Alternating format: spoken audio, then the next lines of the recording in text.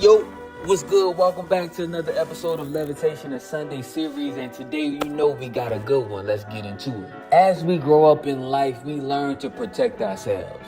Things happen, so we learn to build up walls, we build up barriers, we build up guards to protect us. And we use so many different things to be our protection. We use money as protection. We use physical appearance as protection. Some of us use sex as protection. Some of us use relationships as protection. Some of us use degrees as protection. We use all kinds of things to protect us, but the right thing. And because those things that we use as protection was never meant to be protection, instead of protecting us, they actually become a burden for us. It starts to become heavy to maintain. And here we are wondering why we're so stressed. Why don't I have peace? Why things aren't the way that I imagine? And the answer is because we've been using the wrong things as protection. I want you to notice something. Every single time that God called somebody or wanted to use somebody, He took them away from their protection. He took them away from what they were used to.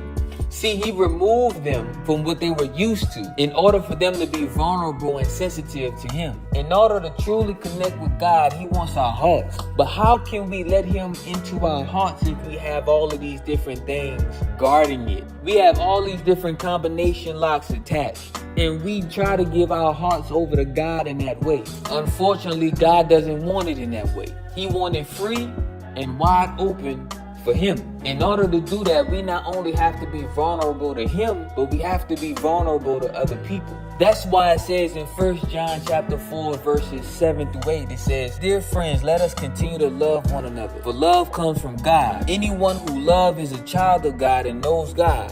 But anyone who does not love does not know God, for God is love." If you skip down to verses 11, it says, "Dear friends, since God loved us that much, we surely ought to love each other. No one has ever seen God, but if we love each other, God lives in us, and His love is brought to full expression in us." So what does that mean? That means we have to not only open our hearts to love God, but we also have to open our hearts to love other people. And when we open our hearts to love other people, we are subject to manipulation. We subject to endure pain. We subject to disappointment. We subject to betrayal. We're subject to heartbreak. If you think about it, all of those things that we're subject to are the reason why we use these different things to protect our hearts in the first place. But here's the thing, those protections weren't always there. We didn't always rely on those protections. The world tells us that we should use those things in order to protect our feelings. But that's not what God intended. Because if you think about it, as children, we didn't even have a concept of knowing to use money as protection. We didn't even have a concept to use sex as a protection. We were children. And some would say,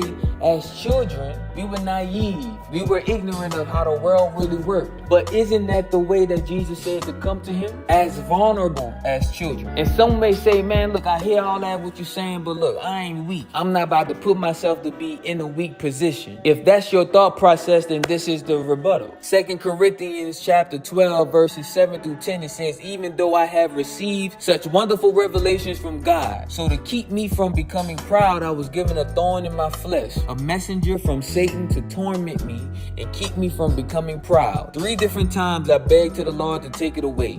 Each time He says, my grace is all you need. My power works best in weakness. So now I am glad to boast about my weaknesses, so that the power of Christ can work through me. That's why I take pleasure in my weaknesses and in the insults, hardships, and persecutions and troubles that I suffer for Christ. For when I am weak, then I am strong." That's the whole point. In our weakness, we are strong. As long as we rely on our own strength, as long as we rely on the protections that the world tells us that we need in order to make ourselves strong, that's the more that we are unable to fully allow God to produce and to work through us. Why? Because we are not vulnerable to Him. God can work when you have other things in His place to protect you. He doesn't want to be second fiddle. He doesn't want to be third fiddle. Some of y'all got him last on the list. And you wondering why God hasn't been producing in our lives the way that we want to. And we wondering why we have to work so hard and we have to do all of these different things in order to maintain what we have. It's because those things are your protection, not Him. Without our protection is where we can really see the power of God. Let's be real. When we have our money, when we have our relationships, our degrees, our popularity, our emotional toughness, we claim all our success through what we allowed or what we didn't allow. We get the praise. I put my money up to invest. I studied and got all of these different degrees. I got this person wrapped around my finger. It all becomes about I, and God gets no credit. Even if God did something to allow us to achieve success, we wouldn't even recognize that it's God. But if you strip away all the protection and you rely solely on God, you'll have no doubt in your mind that whatever success that you achieved, that it was nobody but God. That's why when you hear some people say, I know without a shadow of a doubt that God got me through this, it's not because they just attributing that to God, but they deeply know within themselves that they couldn't have done this on their own. And for them to get out of the situation that they're in is not because of their own strength. It's not because of their protection that they created for themselves, but it was only and solely from the protection of God. Now, just because you have God as your protection doesn't mean that you won't experience wounds. Don't get it twisted. But after the hurt, after the pain, after the disappointment, you'll look and you'll see that you're still here. And you're only here because of the grace and protection of God. I know this is something that a lot of people don't want to hear, but listen, it's time for us to trade our worldly protections for the protection of God and truly see how much He can do in our lives. This is Levitation, where we're reaching our highest potential. Stay blessed.